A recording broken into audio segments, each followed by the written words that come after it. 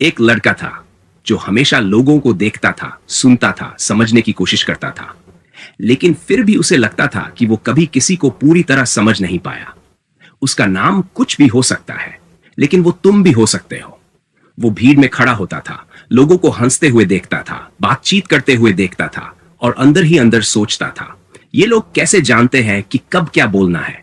कैसे ये बिना बोले भी समझ जाते हैं कि सामने वाला क्या सोच रहा है? धीरे धीरे उसे एहसास हुआ कि दुनिया दो तरह के लोगों से भरी है। एक वो जो बस जीते हैं और दूसरे वो जो दूसरों के दिमाग को पढ़ते हैं, समझते हैं और उसी हिसाब से दुनिया को अपने हिसाब से मोड़ देते हैं। उसकी जिंदगी बदलने वाली थी, क्योंकि एक दिन उसे एक पुरानी किताब मिली, धूल से भरी हुई, लेकिन उसके अंदर जो लिखा था वो किसी भी जादू से कम नहीं था। किताब कहती थी, लोग वही नहीं होते जो वो कहते हैं, वो होते हैं जो वो छुपाते हैं। यहीं से उसकी असली यात्रा शुरू हुई। शुरुआत में उसने सिर्फ एक चीज सीखी, लोग झूठ बोलते हैं, हर कोई, लेकिन झूठ सिर्फ शब्दों में नहीं होता। झूठ चेहरे में होता है, आंखों में होता है, शरीर की हर छोटी हरकत में होता है। वो बस लोगों को देखने लगा। जब कोई हंसता था तो वो देखता था कि क्या आंखें भी हंस रही हैं या सिर्फ होंठ। जब कोई ठीक हूं कहता था तो वो आवाज के कंपन को सुनता था। जब कोई हाथ मिलाता था तो वो पकड़ की ताकत से उसके आत्मविश्वास को मापता था। धीरे धीरे उसे समझ आने लगा कि बॉडी लैंग्वेज एक भाषा है जिसे ज्यादातर लोग समझ ही नहीं पाते। एक दिन उसने देखा, एक आदमी सामने वाले से बात करते हुए बार बार अपनी गर्दन छू रहा था। किताब की एक लाइन उसे याद आई, जब कोई असहज होता है तो वो खुद को शांत करने के लिए शरीर को छूता है। वो समझ गया, ये आदमी झूठ बोल रहा है, और सच में कुछ ही देर में सच बाहर आ गया। उस दिन उसे पहली बार लगा, मैं लोगों को पढ़ सकता हूं। लेकिन असली खेल अभी शुरू हुआ था। किताब का अगला हिस्सा और भी खतरनाक था।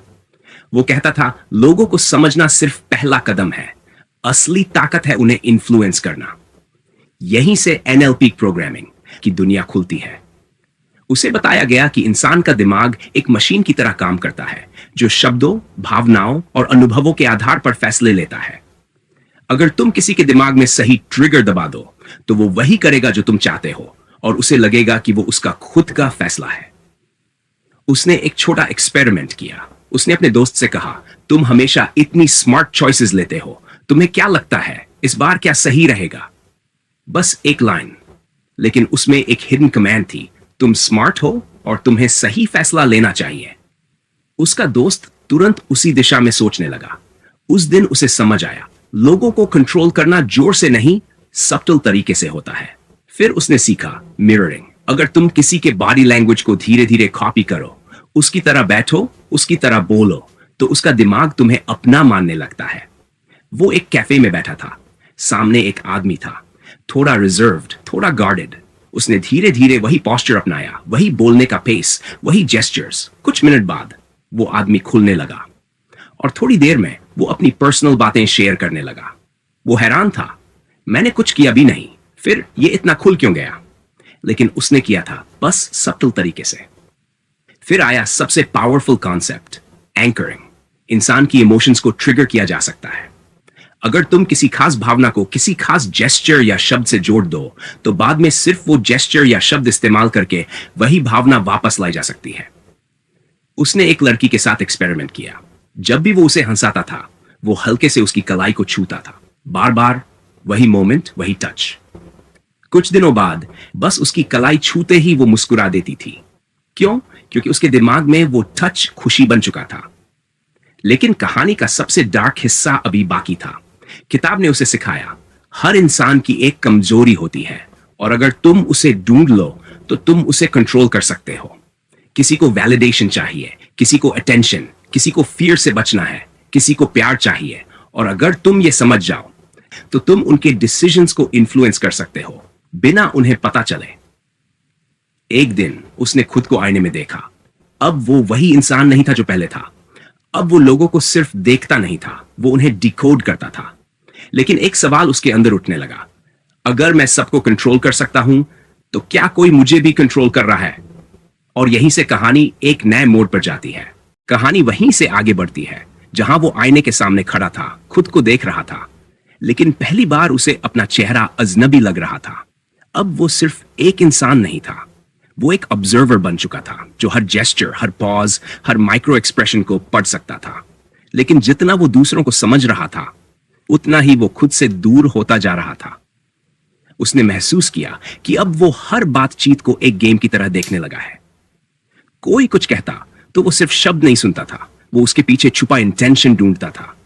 कोई मुस्कुराता तो वो ये नहीं देखता था कि वो खुश है या नहीं, वो ये देखता था कि उस मुस्कान का मतलब क्या है। और यहीं से एक नई लेयर खुलती है, डार्क साइकोलॉजी की असली दुनिया। अब तक उसने लोगों को समझना और इन्फ्लुएंस करना सीख लिया था, लेकिन अब उसे सिखाया गया कि कैसे लोग अनकॉन्शियस लेवल पर डिसीजंस लेते हैं।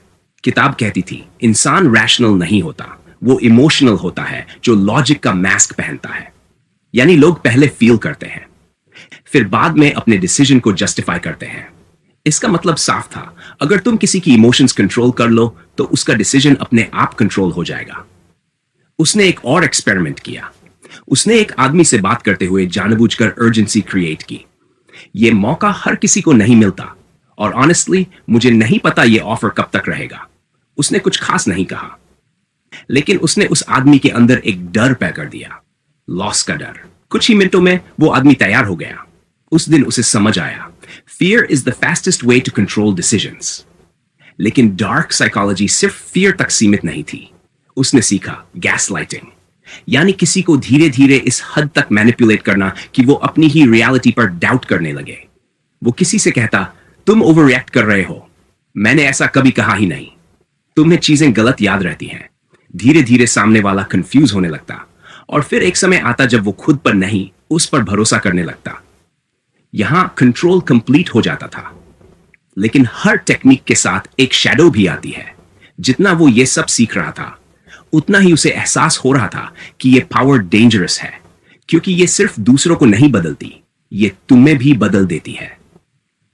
एक रात वो अकेला बैठा था और उसने पूरे दिन की बातचीत को याद किया।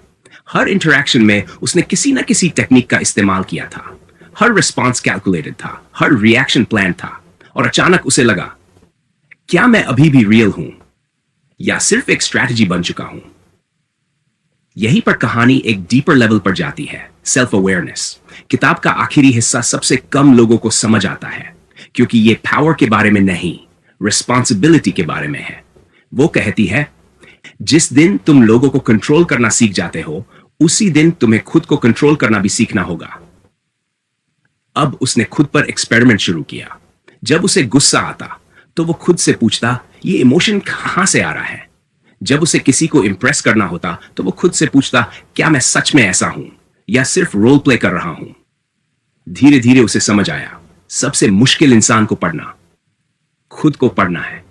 और यही से असली मास्टरी शुरू होती है, क्योंकि एनएलपी और डार्क साइकोलॉजी का सबसे पावरफुल यूज ये नहीं है कि तुम दूसरों को कंट्रोल करो, बल्कि यह है कि तुम खुद को समझो, अपने पैटर्न्स को पहचानो और कॉन्शियसली चूज करो कि तुम कैसे रिएक्ट करना चाहते हो। लेकिन सच ये भी है कि हर इंसान इस पावर को सही तरीके से यूज नहीं करता। कुछ लोग इसे मैनिपुलेशन के लिए इस्तेमाल करते हैं, कुछ लोग इसे इन्फ्लुएंस के लिए, और कुछ लोग इसे सेल्फ ग्रोथ के लिए। फर्क सिर्फ इंटेंशन का है। कहानी के अंत में वो फिर उसी आईने के सामने खड़ा था, लेकिन इस बार वो कंफ्यूज नहीं था। उसे पता था कि वो क्या कर सकता है, लेकिन उससे भी ज्यादा उसे ये पता था कि उसे क्या नहीं करना चाहिए। उसने हल्की सी मुस्कान दी, और पहली बार वो मुस्कान रियल थी, क्योंकि अब वो सिर्फ लोगों को पढ़ नहीं रहा था, वो खुद को भी समझ चुका था। और शायद यही इस पूरी जर्नी का सबसे बड़ा लेसन है।